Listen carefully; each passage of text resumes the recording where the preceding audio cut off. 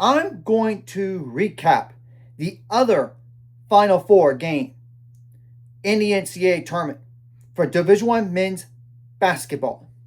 I apologize for looking down because I cannot memorize all this stuff. 1 seed Arizona lost to 1 seed Michigan last night. It was not close, to say the least. 91 to 73 was the final score. I would have thought this game would have been a lot closer. Both these squads are now 36-3 on the year. Obviously, Arizona 16-2 in the Big 12. Michigan 19-1 in the Big 10. I'll go over the outlook on Arizona after going over this game. And I'll preview the Michigan's next game against 2-seed UConn after this video right here, which is tomorrow. 7:50 p.m. Central Time on TBS/TruTV/HBO Max.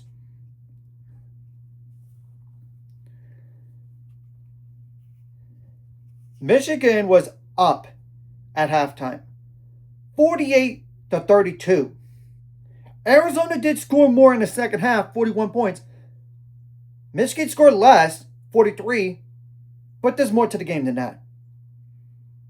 That's why I'm going to go over the stats. No use to going over the last minute of the game. And Arizona never had a lead in this game. They were even down as much as 30 points.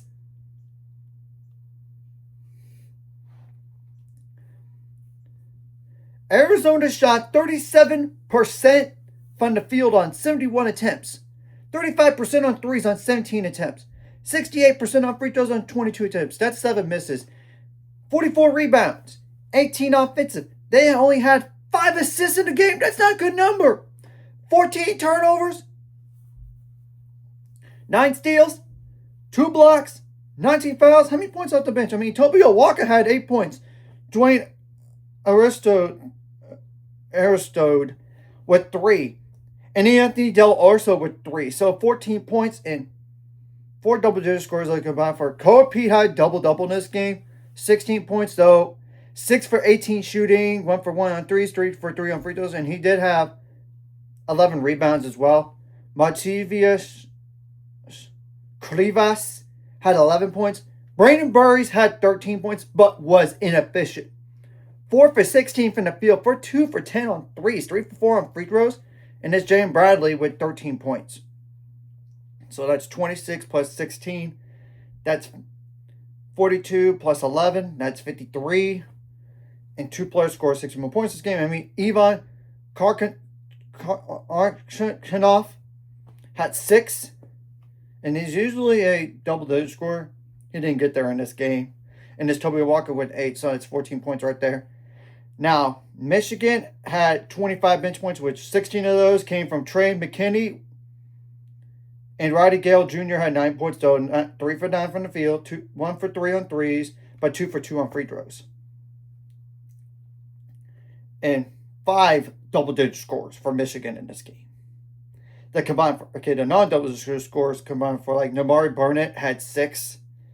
Roddy Gale Jr. had 9, so 15 points right there. That's 76 points. They would have beat them without the other players that didn't score double digits, and that's a 6 or more, by the way. To go over individual numbers, I already kind of went over Trey McKinney. There's Elliot Cado, who actually had a double-double in this game. Points and assists. 13 points and 10 assists, though, from the floor. He was 5 for 17 from the field, 3 for 7 on threes. Ade Mara had a near double-double. 26 points and 9 rebounds.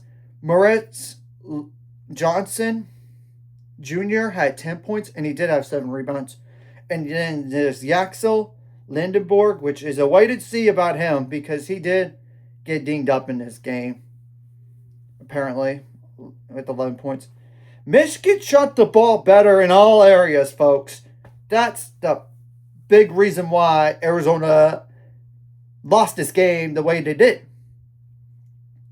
48% from the field on 69 attempts. 44% on threes on 27 attempts. 81% on free throws on 16 attempts. That's only 3 misses. 40 rebounds. 40. 11 of those offensive. 22 assists. That's way better than Arizona's assist numbers. 13 turnovers. That could be a little bit better, honestly. 7 steals. 3 blocks. 19 fouls. Now I'm going to go to the points on turners, points on the paint, and fast break points as well. Now, points on turners, Michigan beat them bad in this game. 26-12. Fast break points were even, 2 apiece. Same thing goes for points in the paint, 36 apiece. Well, Arizona, this was probably your best chance, I would say, to win the national title this year. For the first time.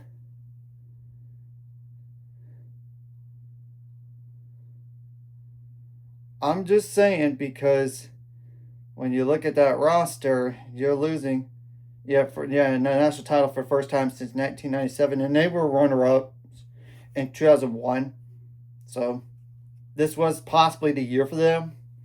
I noticed, like, Evan Nelson, he's like more of a leadership role. Same thing goes for Jackson Forsyth. But you're going to lose Anthony Del Orso, a Jane Bradley, a Toby Awaka. Toby Awaka could have been starting elsewhere. But good for him to stay and be like a reserve for this year. He started a majority of the last year, by the way. So, and I know there's a possibility that Braden Burries could go to the NBA draft. Same thing goes for Kobe Pete. I don't know about Ivan Karchinov, so it's a wait to see about. I would think one of those guys is gone for sure to the NBA. I just don't know. Is it going to be up to 3? I don't know. And I know Arizona only has, like, technically, according to 247 Sports, they only have 2 recruits right now. We'll have to wait and see what they do in the offseason. And I do expect them to take a step back from this year. Look, this is the best year they had in program history. You can't. It's hard to do as good, if not better, record-wise in a year from now. It's not, especially when you lose all those guys. And this is besides, like, transfer portal. What if you lose players? So, anyways, if you like this content, hit the like, subscribe button. See you guys later. On the road to 800 subscribers, goals, ultimate goal, 1,000 more. Some of my this course like video, comment really helps YouTube algorithm.